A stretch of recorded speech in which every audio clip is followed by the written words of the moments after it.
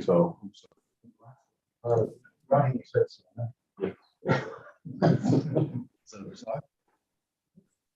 Okay. So let me share my screen.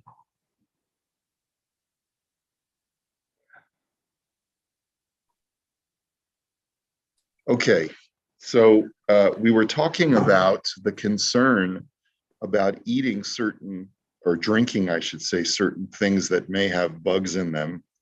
And then, so this got us into a discussion. What was the case you were, who was talking about? Oh, Ron was talking about camping, right? And he said, well, you know, when you're cooking out in a camping situation, invariably bugs are going to crawl into the food. So how, you know, you just got to eat the bugs, right? I said, no, you can't eat the bugs. There's a biblical prohibition on eating bugs. So then Mordechai suggested, why don't you just puree it? All right, so let me just be very, very clear that there is a principle in halacha that's brought in the Gemara that says, Ein mevatlin iser lechatchila. The rabbis told us that even though technically, when something is less than 1 in 60 in a mixture, it becomes batel, and it's as if it doesn't exist, you nonetheless do not have permission to do that, lechatchila, to go ahead before the fact and to make something batel. Like, I'm not allowed to take a drop of milk and add it to my cholent before Shabbos because I know that it'll be batel. I'm not allowed to do that. It's if it accidentally falls in. So then, right? Now, why is it that regular bugs are not batel and pureed bugs are batel? The answer is that the Gemara says that a beria, or beria is what we called it in yeshiva, is not batel. If you have a self-contained organism, then even if it's less than 1/60th of the entire mixture, it's never batel. And so what the rabbis said was that in a pureed scenario, like if you have strawberries and they're pureed and there are bugs there, so then by chopping up the insect into small pieces, it's no longer a bria, and therefore it can become batel. But what do you do about the problem of ein mevatlin iser lechatchila?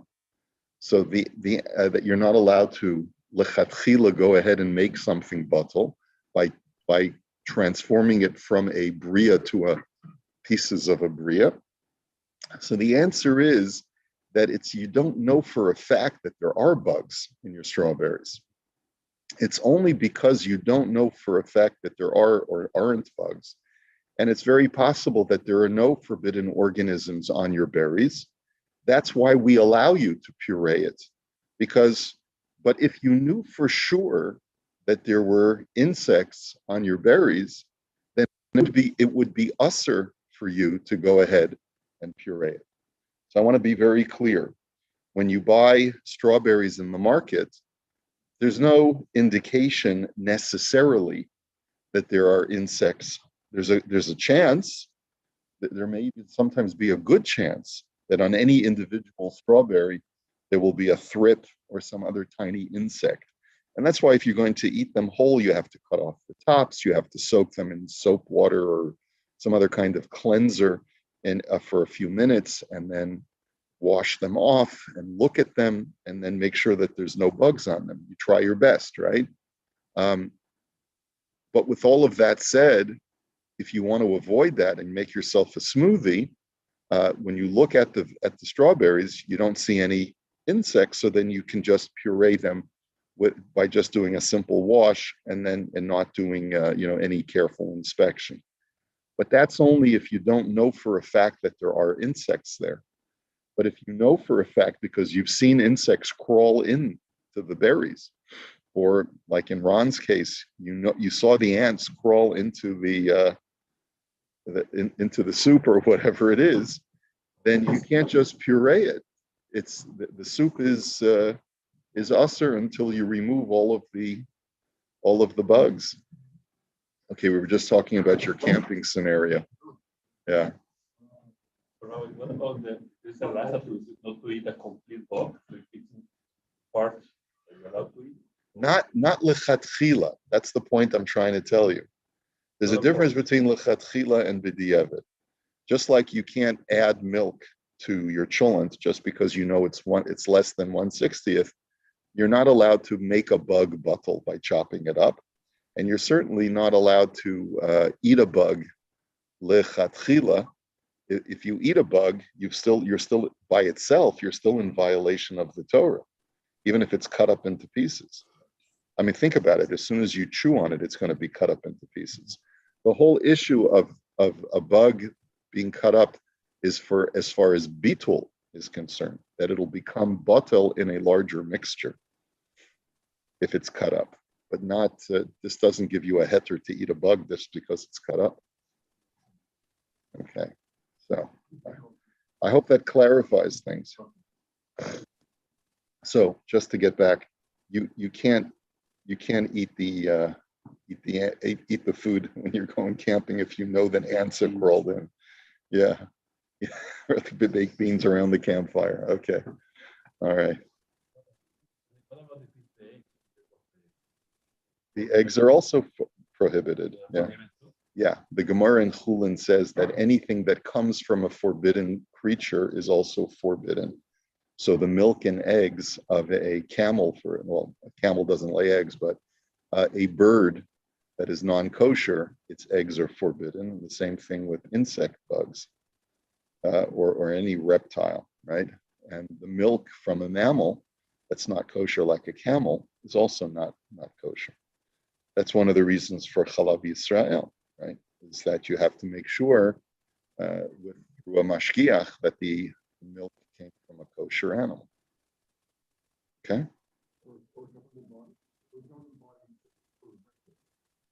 Well, that was Rav Moshe's tshuva. We won't go into that right now. Yeah. Okay. So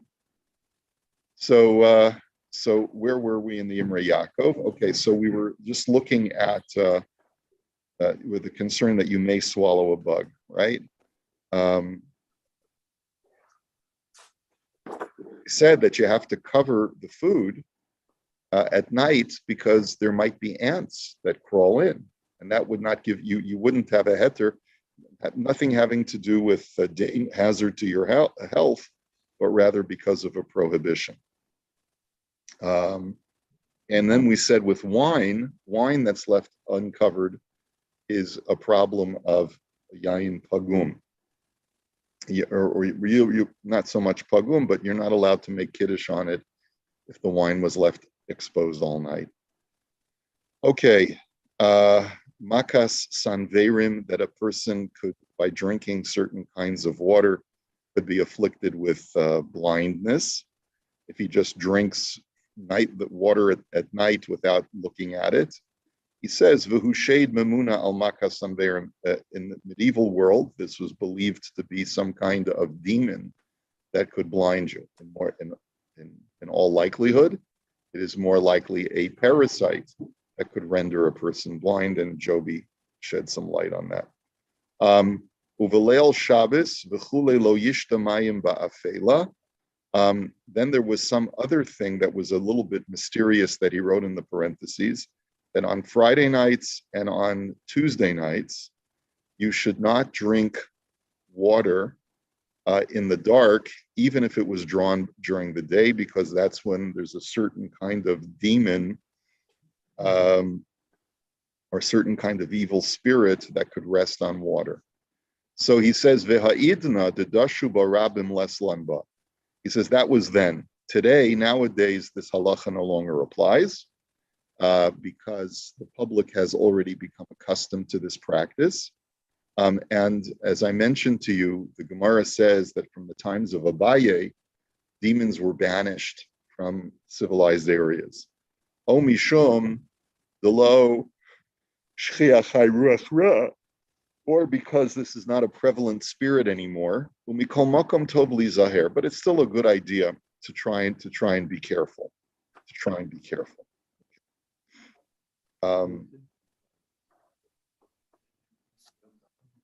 I don't know why specifically. I mean, I know Tuesday nights, Wednesday is considered to be a day where children can get a special illness, according to the Gemara. And so there's something in the mazel of Wednesdays. Okay, let's finish the Imrei Yaakov, then we'll go back to the Likutim. Mayim poshrim b'chli matachos. There's also he said that you should not drink warm water in metal containers because they're bad for your body. And Barry had suggested it was because of lead. So mayim poshrim b'chli matachos. Yesh omrim dafka im hushosa osam michli matachos. Some say that the problem is only if you drink the water itself from a metal container. But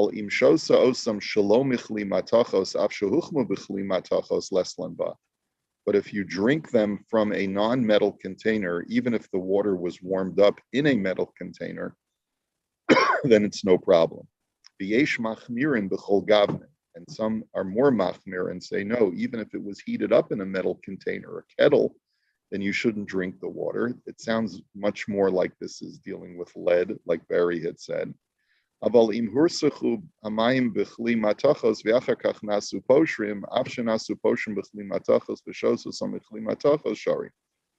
he writes that if the water cooled off, even if it was heated up in a metal vessel, as long as it cooled off, then it's going to be okay.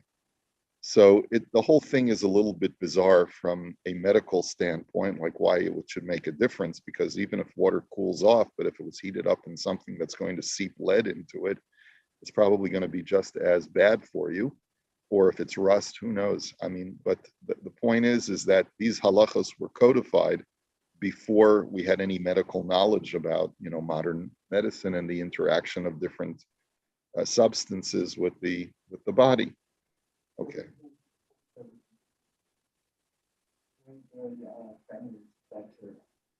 Uh-huh.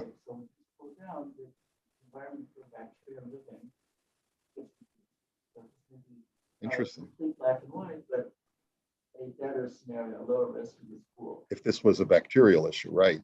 Yeah. Okay. Thank you for that. Okay, let's do some of the likutim. Sheyesh bahem sakanas nefashos. The rabbi said you shouldn't do certain things that involve sakana. So he brings some other examples. Min alayim shalmeit asur lilbosh de sakantahi. You're not supposed to wear a dead man's shoes. That's considered to be a sakana.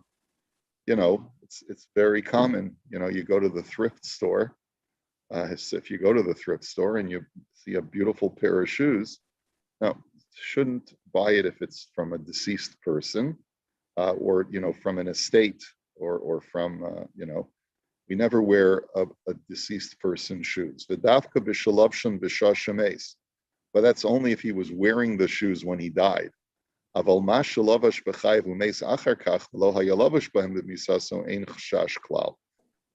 if he was not wearing the shoes at the time he died, so then it's perfectly fine to wear his shoes.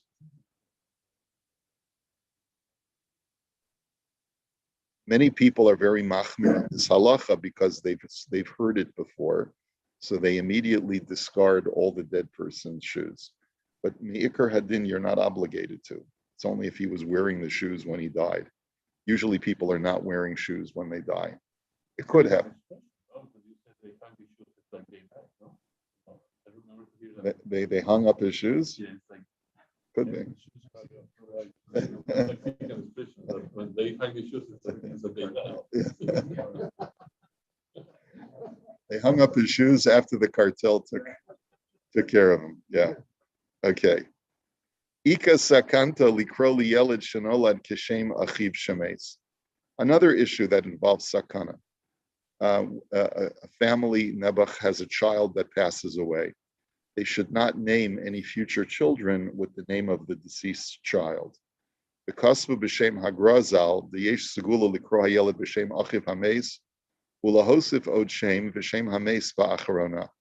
But the Vilna Gaon says that what you can do, and it's considered actually to be propitious, is to give the newborn child a different name, but add for his second name the name of the deceased child. Okay? Sakana lechabos es haner befiv. It's also a sakana to extinguish a candle with your mouth, which I guess you could do. Like some people do it with a match, right? You ever see someone do that? Yeah. Right? Lo yisa isha sheshma kishem imo o shmo kishem chamiv. Tzavos Rabbi Yehuda Chassid. A person should not marry a woman who has the same name as his mother. And a woman should not marry a man who has the same name as her father. This was from Rabbi Yehuda HaChassid. Now, I'm not sure if he's considering that an issue of sakana. Apparently, he is, because he's bringing this halacha over here. B'im le'echad mehem yesh od shem ein kapeda umuter lehitchatein zeim zeh. But if either one has a second name, let's say the father-in-law has a second name, or the mother-in-law has a second name, or the chassan or the kala has a second name, so then it's not a problem. In other words, if both the mother, the guy's mother and his girlfriend are both named Shprinza, but his mother's name is Shprinza Chaya, and this girl is just Shprinza, then it's fine. Not a problem. Yeah. Okay. All right. What else?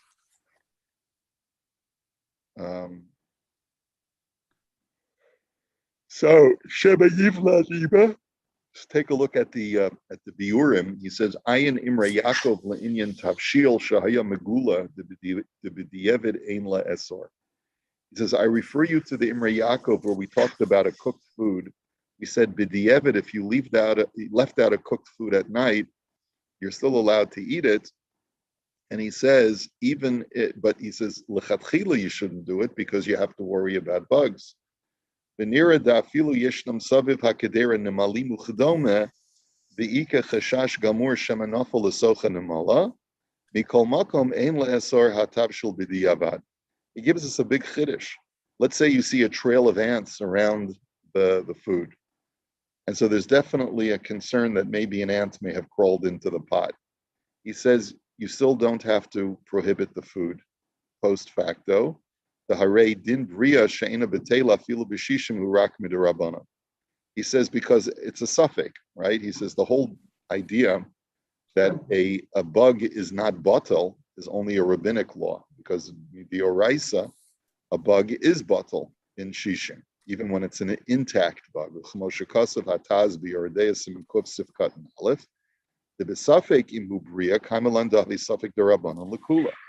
That if there's only a suffix, you're not sure whether, like we talked about the strawberries, I don't know, I just bought them from the market, I don't know if they have bugs in them or not, you can be lenient to puree them, even though ein mavat l'nisr lechatchila, like I said, and therefore, anytime there's a suffix, whether there's a bug there or not, you can be makel. And that's talking about where you know that it fell into the cooked food, where I think he's talking about the idea that you're allowed to, wait one second. Oh, I see. In other words, if you know that for sure it fell into the food, but you're not sure if it's still intact or not, you're allowed to be makel. That's I think what the Taz was addressing. And so surely, if you're not even sure if it fell into the pot, the eno begeder safek afilu, the achzuke isur lo mechazkina. Then there's a chazaka that it didn't fall into the pot because we assume that it retains its original permissible status. But let's say you know for sure a bug fell in, but you're not sure whether it got disintegrated or not. So pligi beha achronim ayin darchei tshuva siman kuf sifkat yudzayin al kol panam b'safek nafal pashat tishari l'kuliyal. He says that's a machlokes. If you know a bug came in, but you're deliberating whether it may have disintegrated in the heat or not over the course of the cooking, So then there's a machlokas whether you're allowed to be lenient or not. But everyone would agree that if you don't know for a fact that a bug came in, but you're just concerned that maybe a bug came in, then you're allowed to be lenient.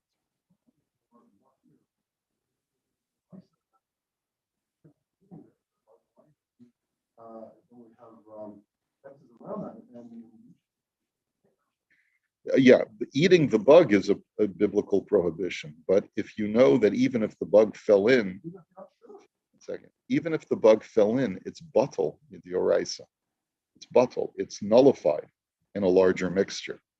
So that's the reason. The reason is because um, it is because biblically the Torah says that this mixture is permitted. And rabbinically, it's prohibited as long as the bug is still intact. That's the issue. Okay. All right. So, okay.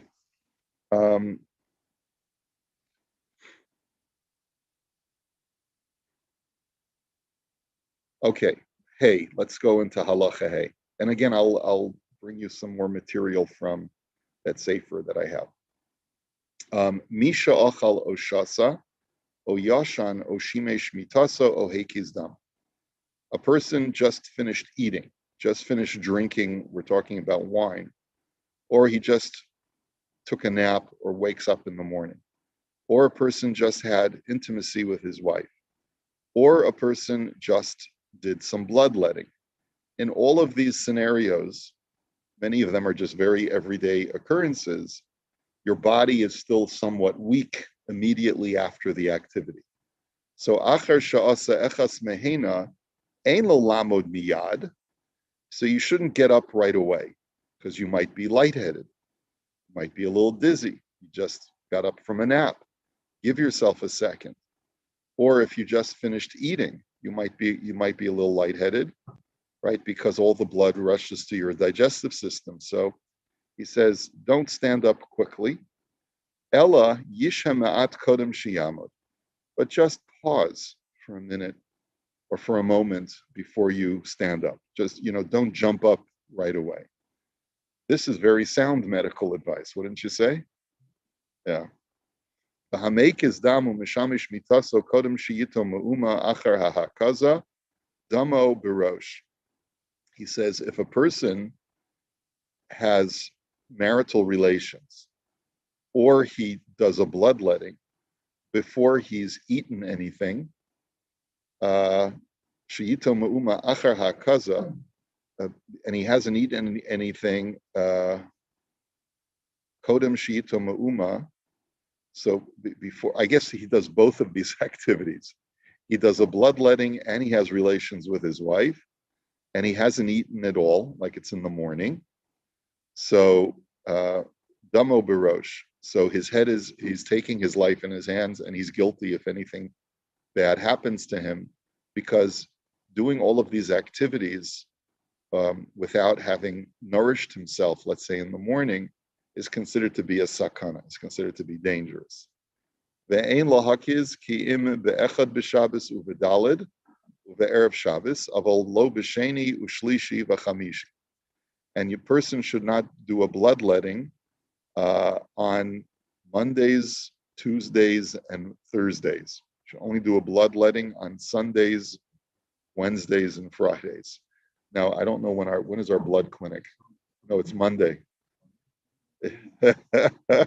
So our blood clinic is on Monday because it's family day, right? So why? So first of all, the question is, why is there a restriction on the days of the week when you should and should not do bloodletting? So clearly, we're not worried about this halacha anymore, about what days of the week. So let's take a look at the Imrei Yaakov. He says, if someone ate, they should, wait a moment before getting up. He says, Dafka im achal kidei sova aval im achal ma'at leslan. This is only a person who had a full meal, right? That's where, you have a full stomach. you could lose blood to your extremities, and so you want to just wait a moment before you stand up. But if you just ate a little bit, it's not a big deal. You can just have a snack. You can walk around immediately afterwards without any concern. Vein lahakiz v'chulei, we do not let blood on certain days. He says v'noagu shelo lahakiz dam b'shum erev yom tov ve'ein lashanos. The minig is also to not do a bloodletting on erev yom tov. I forget the reason now, but we'll take a look at it in just a second. Ve'al kol panim be'erev shavuos yesh li zahir. And a person should be especially careful on Erev Shavuos not to do a bloodletting. I once gave a shir on this. It has to do with the fact that we're on Erev Shavuos, the Satan is trying to get a hold of us to prevent us from receiving the Torah.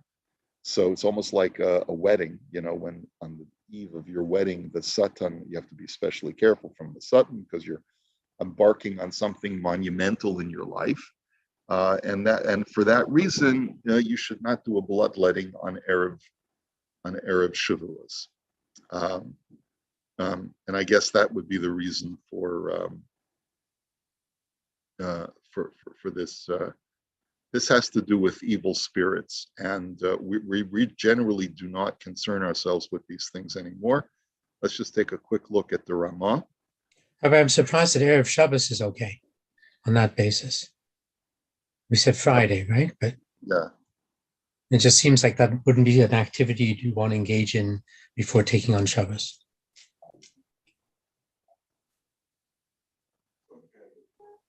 Oops, what did I do?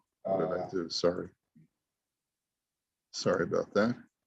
Let's take a look at Halacha and Shulchan Aruch and Orach Chaim Taf Samech Ches. That's 468.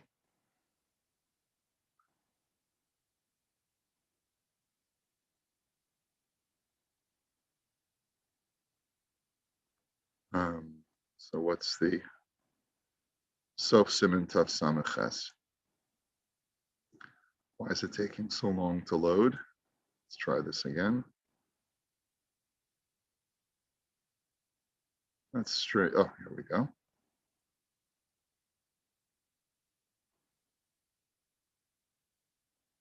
Seven.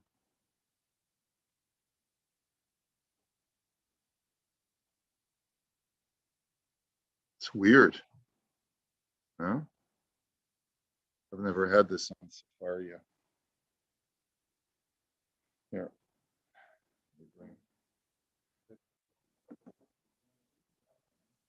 Yeah. Medical goodness. Obviously, the truth states it would definitely keep them out, tire them out. So it would definitely reduce their omega of yontif. They were anemic going into yontif. And feel fatigued, it would really reduce the whole thing. Yeah. I would think also even Erev Shabbos, of course, we'll just stay up all night. That's that happening is also reduced. If you're taking out, Yeah. I definitely hear that. Right. Okay, so let me just see here.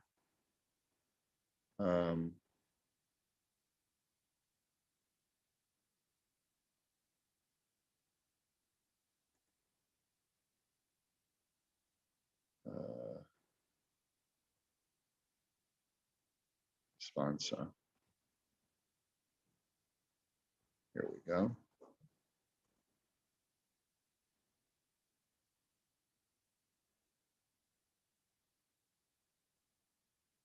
I don't know why the Safaria was not loading, but I'll share with you in just a second.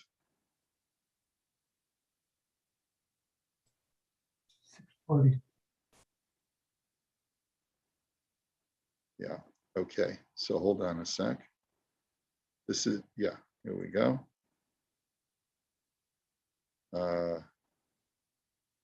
Okay. Shulchan Aruch, Orach Chaim. This is in Hilchos Pesach. Taf Samech Ches.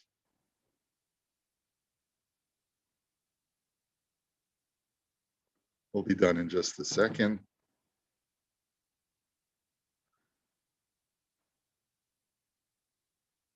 The Noagu Shalola Hakizdam Bishum Erev Yom Tov Ve'ein Lashanos. Here, let me just share the screen with you for just a sec.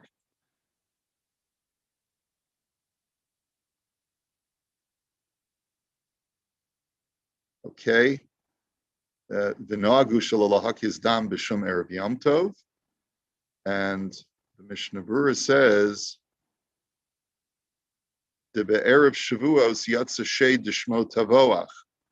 He says on Erev Shavuos, there's a demon whose name is Tavoach, the slaughterer. And V'ilu lo kibel Yisrael satorah v'tovach lehu libesarayu ledomayu. Had the Jews not accepted the Torah, the demon was prepared to slaughter them. And therefore the rabbis decreed on all Erev Yom Tov because of that. And therefore they said you should not let blood on any Erev Yom Tov. So we have to hold it here for today, but Amir Hashem will